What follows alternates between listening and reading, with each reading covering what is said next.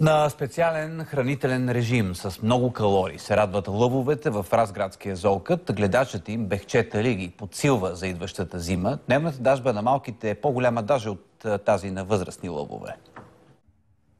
Лъвчетата са мъжко и женско. Имената им са Бебо и Буба.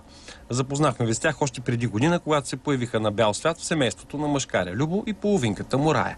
За сега са добре и над 100 кг трябва да има мъжкарчето.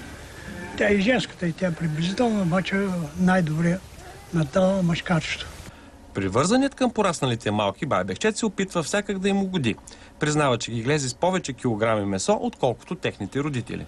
Старите едат по 6, обаче и на тях започнах 6, даже като приемат повече, даже над 6 им давам, защото трябва да могат да бъдат стегнати за през зимата. Благодарение на щедри спонсори и много тичане, възрастният мъж осигурява на хищниците разнообразно меню. Предлагам и птичи месо, и говеждо, свинско, което ме попадне. Дори и еднокопитни. Те са поначало любими са на еднокопитните, но не винаги се намира. Лъвското семейство вече е тричленно, защото още в края на зимата таткото Любо бе дарен на зооката в Кнежа, за да остави поколение и там. Останалите членове на фамилията обаче ще продължат да живеят в Разград. За новините на Нова от Разград, Любомир Илиев.